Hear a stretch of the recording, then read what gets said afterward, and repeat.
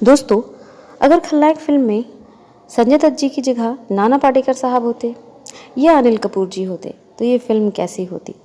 Imagine करिए, आप imagine करिए और साथ ही ये स्टोरी भी सुनते चलिए। Welcome to my channel. आज आप लोगों के साथ वीडियो शेयर कर रही हूँ खलनायक मूवी के ऊपर। तो चैनल को सब्सक्राइब भी कर लीजिएगा, बेल आइकन भी प्रेस कर लीजिएगा ताकि आने वाले हर वीडियो का नोटिफिकेशन आपको टाइमली मिलता रहे। फटाफट से चलते हैं वीडियो की तरफ। खलनायक फिल्म हम सभी ने देखी है, शायद ही कोई ऐसा हो जिसने खलनायक मूवी ना देखी हो। सुभाष घई जी के डायरेक्शन में बनी यह फिल्म बहुत ही पसंद की गई। सुपरहिट फिल्म का एक सुपरहिट गाना जो विवादित भी रहा, लेकिन सबसे ज़्यादा सुर्खियां अगर बटोरी तो इस गाने ने ही बटोरी। संजय दत्त, माधुरी दीक्षित और जैकी श्रॉफ स्टारर ये फिल्म सुपर डुपर हिट थी। खलनायक फिल्म को रिलीज हुए 31 साल हो गए हैं दोस्तों। 6 अगस्त 1993 के दिन खलनायक रिलीज हुई थी। तकरीब 2.5 करोड़ रुपए के बजट में बनी खलनायक ने 12.5 करोड़ रुपए का नेट कलेक्शन किया था और सुपरहिट फिल्म साबित हुई थी।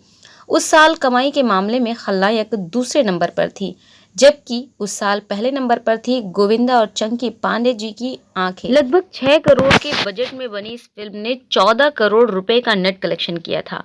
वहीं तीसरे नंबर पर अगर बात करें तो उस साल शाहरुख खान की डर थी, जिसने 3 करोड़ 25 लाख रुपए के बजट में 10 करोड़ 75 लाख रुपए का नेट कलेक्शन किया था। जरा एक बार कल्पना करिए कि अगर इस फिल्म में संजय दत्त जी की जगह अनिल कपूर जी होते तो ये फिल्म कैसी होती। क्या संजय दत्त का किरदार अनिल कपूर जी निभा पाते? जब अनिल कपूर जी को पता चला कि सुभाष घई खलनायक फिल्म बनाने की प्लानिंग कर रहे हैं तो वो सुभाष घई जी से मिलने उनके घर आए। उन्होंने खलनायक में काम करने की अपनी इच्छा जाहिर की। अनिल जी किसी से खलनायक स्क्रिप्ट की कहानी सुन चुके थे और उन्हें इस फिल्म की कहानी बहुत अच्छी लगी थी। अनिल जी ने सुभाष घई से कहा कि अगर उन्हें इस रोल के लिए गंजा भी होना पड़े तो उन्हें कतई भी किसी तरीके की कोई हिचकिचाहट नहीं होगी। लेकिन सुभाष घई ने उनसे कहा कि ये फिल्म उनके लिए नहीं है, क्योंकि ये कैरेक्टर अनिल जी की पर्सनालिटी पर सही नहीं लगता। इस तरह अनिल के हाथ से खलनायक फिल्म निकल गई।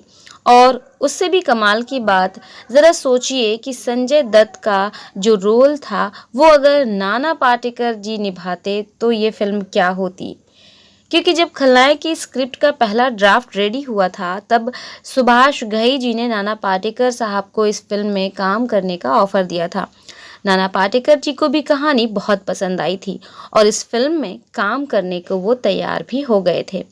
लेकिन सुभाष घई के कुछ दोस्तों ने उन्हें सलाह दी कि खलनायक मूवी अब एक कॉमर्शियल स्क्रिप्ट बन चुकी है,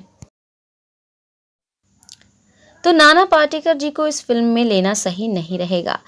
किसी ऐसे एक्टर को लेना चाहिए जिसकी कमर्शियल वैल्यू ज़्यादा हो। तो इस तरह से नाना पाटेकर साहब भी इस फिल्म से नहीं जुड़ सके।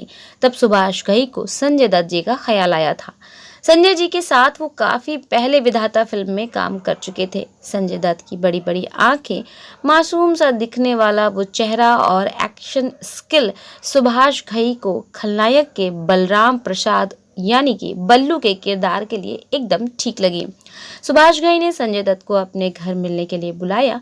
उन्होंने संजय दत्त जी को पूरी कहानी सुनाई और संजय से कहा कि अगर तुम इस फिल्म में काम करना चाहते हो तो तुम्हें मेरी शर्तों पर काम करना होगा।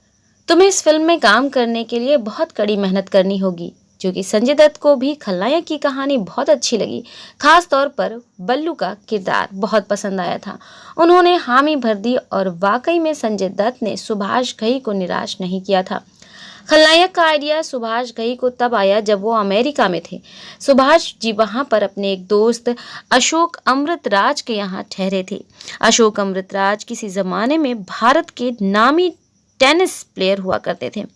बाद में वो हॉलीवुड में फिल्म प्रोड्यूसर बन गए।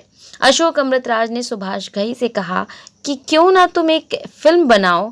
तब सुभाष घई ने उन्हें खलनायक का आइडिया सुनाया, जो कि कुछ ही दिन पहले अमेरिका में रहने के दौरान उनके दिमाग में आया था।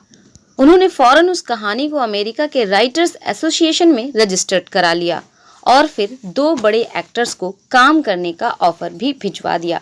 खलनायक में संजय दत्त ने जो किरदार निभाया है वो पहले हॉलीवुड एक्टर एडी मार्फी को ऑफर किया था, जबकि जैकी श्रॉफ वाले रोल में तब ओमर शरीफ को लेने की प्लानिंग की गई थी।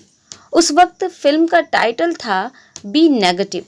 एडी मार्फी और ओमर शरीफ दोनों को ही कहानी बहुत पसंद आई थी। सुभाष घई ने हॉलीवुड के राइटर्स के साथ स्क्रीन प्ले पर काम करना भी शुरू कर दिया था।